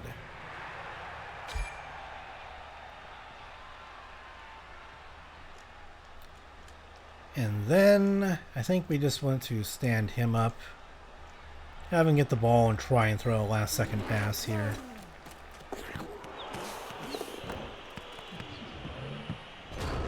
Alright, well there wasn't much else I could do, and they weren't going to be able to score with any of their players, so even him, he'd be one tile short even if he went for it, so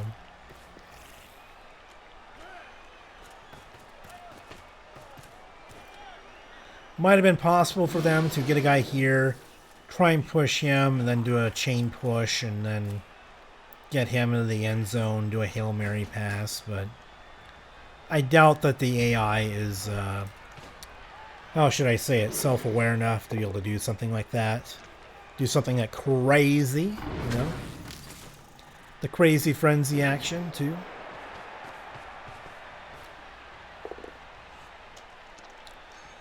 So yeah, you can get some pretty ridiculous chain pushes going sometimes that can potentially get a player into scoring position on a turn where you're absolutely desperate to try and get one, so... And Zlat of the Moon got injured. Okay. We have an Apothecary, but no long-term effect. I am okay with that.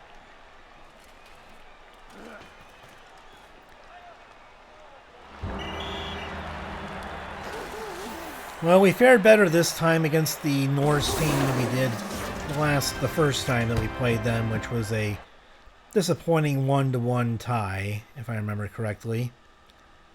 We just had a hard time against players with block back then, but now we have a couple of players with blocks, and blitzing them was much easier. We have a 6 strength Croxagore that can get us going pretty well too. Alright, so we got experience for a coach. I'm willing to reroll a 3. And we get a 5. Alright. That's cool. No new fan factor, but I'm okay with that. Level 12, CNs that I don't know what I'm going to use. So Maz the Daz got rewarded for taking the injuries on the chin and all the bad bashing going on, so got a pretty well-deserved MVP for just taking smacks in the face like a champ. Alright, so I think we know the statistics and everything that went on pretty well enough, but we got Huntsor, a touchdown. They got many more injuries on our players, which is interesting because the Viking team, or the Norse team, Viking team, whichever you want, you know, they're interchangeable with this team. Usually with their 7 armor value with many of their players, usually they're the ones that kind of have a higher risk of getting injured, but we mainly got KOs against them, so unfortunate this time around, but getting the win I think is more important in the long run, so...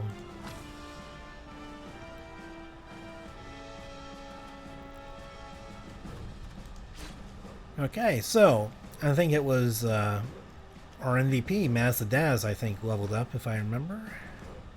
Yep. Getting the MVP got him just enough to level up here, so...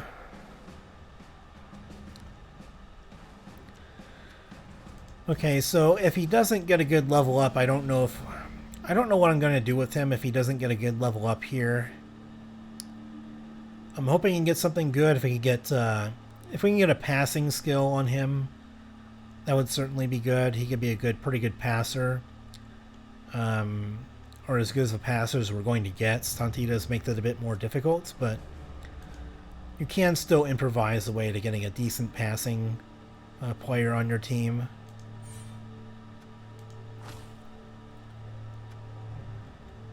Okay, well, since it's only a standard level up, I'm kind of in a bind here with what to do with him.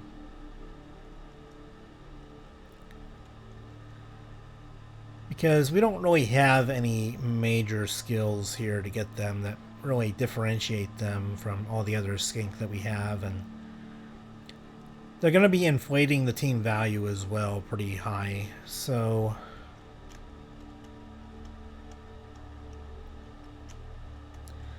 This is tough, because I like Maz the Daz. I mean, I like all my skink, obviously, but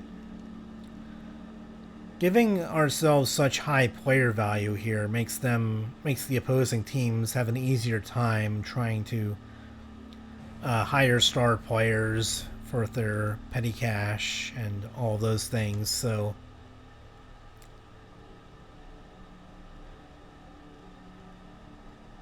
I mean, with sure feet, sprint is interesting just to try and have someone that can go really far on a turn if they want to, and then I can hope that maybe I can get a 10 or something like that for a bonus movement speed or something.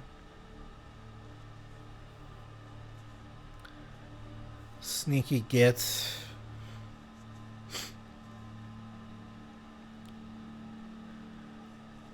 I mean, I don't know if I can really afford to have a foul player, because I think the general skills are mainly where you get some of the foul payoffs.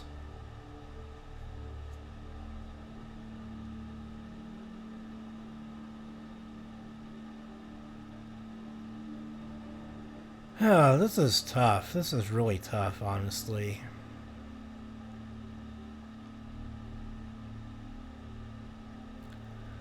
I mean, we don't have anyone else with sprint yet, I think. We have people with sure feet, but not sprint. This is probably the only way that can really differentiate him from the rest of my players and give him something that he can do that other players can't do with the sure feet built-in reroll. I think we just have to go with this one and kind of hope for the best if we can hope to keep him.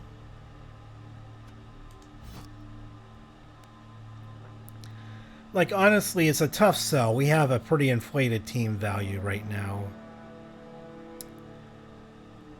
We're going to have to consider getting rid of some of our skink here, because they are inflating the team value quite a bit for not being able to do a whole lot. Or at least they're not able to do a whole lot that really sets them apart from what other skink can do. The only thing that it really gives us at this point is having bench players that can come in and still be just as effective as the other skink can.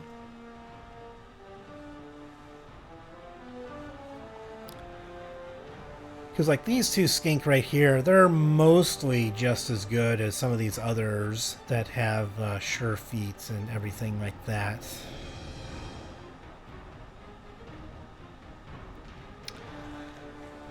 You know what? I think that part of having a team in Blood Bowl is being able to make some tough choices. Obviously, we want to be able to get more team rerolls here. Obviously 5 is good enough, but if we have more AI controlled players that go for like the Halfling Master Chef that drives down our team rerolls, then we kind of need all the ones that we can get.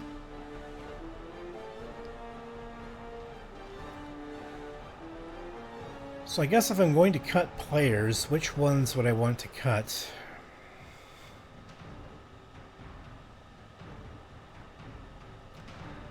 I mean, I think Maz the Daz has got to be a candidate for one of them. Mazda of Itza is pretty high team value, but that's because having +1 strength, I think, does that. But we saw in the last match that a 3 strength skink can be very valuable to have another way of getting a reliable block or blitz in. That's a very valuable thing to have with a very mobile player. Maz the Daz, I think that we're going to have to let you go because your salary is, or your cap hit is just a bit too high on us right now, and it's inflating the team value. We can't really afford for other teams to be getting these extra star players and hiring them all the time when our players are, not all of them are stars, unfortunately. So we're going to have to go ahead and let you go, my man. You're far away from leveling up, and yeah, I guess he did leave his socks lying around over by his locker, and kind of leaving around stinking up the place a little bit. We like you, man, but you gotta go. Maz the Daz, you will live forever in our memories. And if we win a championship, we'll send you some kind of championship ring for your contributions and all the things under the sun, and maybe you can go into a hefty retirement.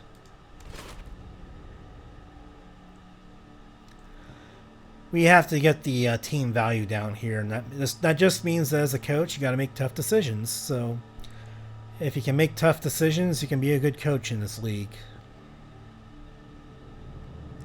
Kind of similar to the NFL. Actually, you have to make tough decisions on your roster sometimes, and you just got to be able to do it. He's a valuable catcher that can do some things, but we already have movement speed players that are good catchers, and this guy doesn't even have sidestep. So probably not worth keeping him along either.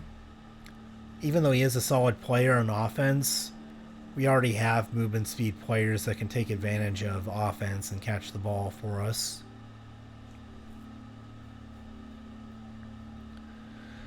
So Iztacotol, we are going to have to go and let you go to your salary also quite high.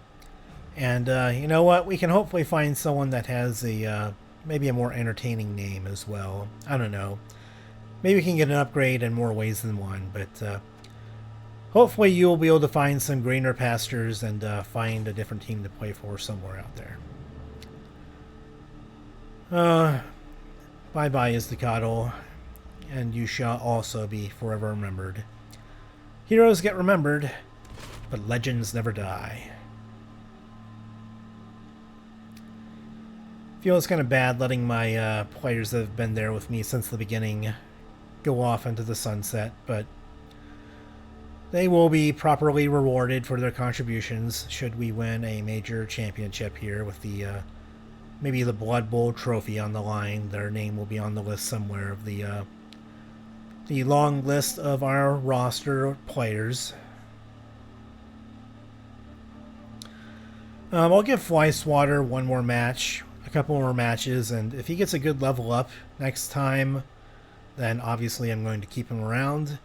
If not, then he might also unfortunately get the boot, even though I love his name, and I love his war paint that he has on his nose. Okay then, so we're going to go ahead and swap our players around here to beat the seniority goes up top here. No, jeez. I wish I didn't have to keep on pressing the switch players button to do this, but I gotta do it.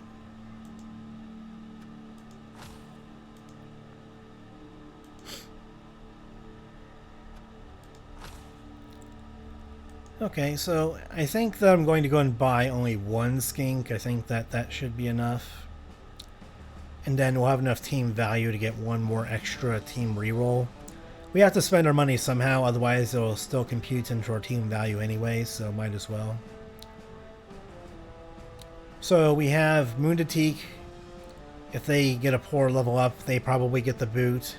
Swatter, if they get a poor level up, they also get the boot. Chaqkoet, we might keep them around.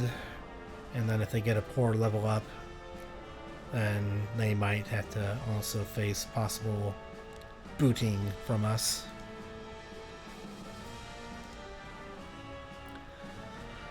So let's go ahead and buy a skink here, and you know, it is hard to follow up a player like Maz the Daz, but we gotta do what we can here. Gotta make the most of everything. Yeah, that looks pretty good. It looks like he has a little mustache, painted mustache going on there, and then some forehead football paint going on there. So let's stick to head 5. We'll do random here to see what kinds of names we get this time.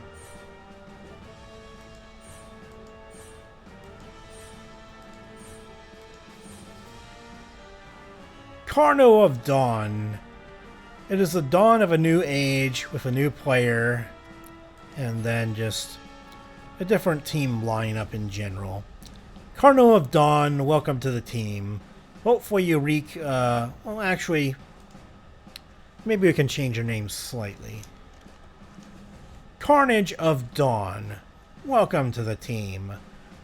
Hopefully you wreak much carnage on the opposing team and much carnage in the opposing team's end zones by spiking the ball there after a touchdown. Welcome to the team. May your fate be a good one. Hopefully it does not result in you getting injured. Alright, so let's confirm the purchases. I am fine with this. And then we'll just go ahead and, swap our players up here and get them in order properly. But I think that's going to be the end of the episode here. Obviously, it feels good to win after a long time, after, being out of the saddle for a while, wanting to get back into the thick of the game. And, just having an overall good time, not trying to mind the failures quite as much, and, trying not to stress out over the little things. The little things, they should be fun, hopefully add to the allure of the game and how much that you enjoy it. And obviously American football, very good sport, and we're not going to see any more American football games all the way until August for the NFL preseason. So let's go ahead and also get another team reroll here. I think we're going to need it with how much they get the Halfling Master Chef going for the other teams. So this helps to kind of offset that a little bit. I mean, you certainly can make an argument that we don't need the team reroll and that just lowering our team value is probably better, but with a team like this where we don't have some sources that all have skills yet, like block or tackle or things like that, we kind of do need the rerolls just to ensure that our bashing can be more reliable. So I'm okay with this. And so what is our next match in the Blood Bowl qualifiers going to be? It is a Necromantic team who does not have much of a team value to them. And they have weird, green and purple, green and black polka dotted type uniforms here, so.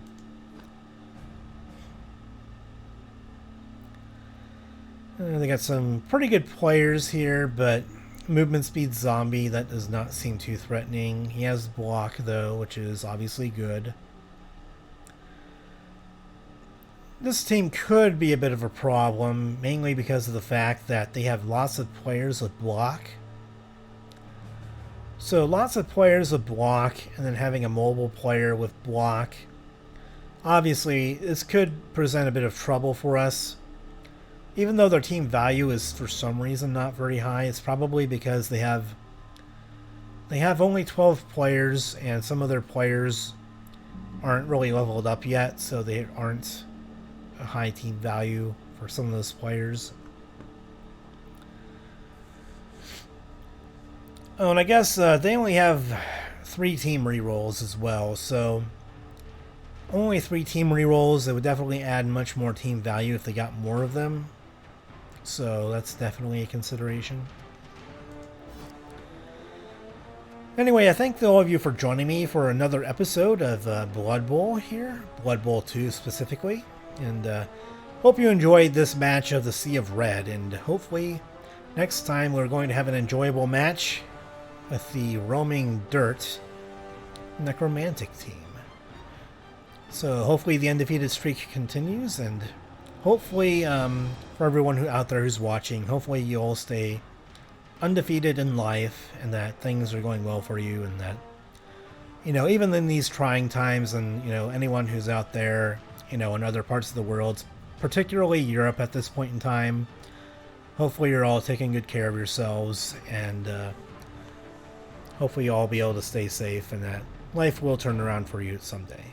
And just hang in there if things are going bad for you, and the good times will come if you want them, and just stay patient. So I've been there too, and I've dealt with depression most of my life, a lot of my life, so I know how that feels to kind of be down in the dumps in some way and have to kind of rebuild my life from scratch. So hang in there, take care of yourselves, have a wonderful day wherever you're at, and as always, take care.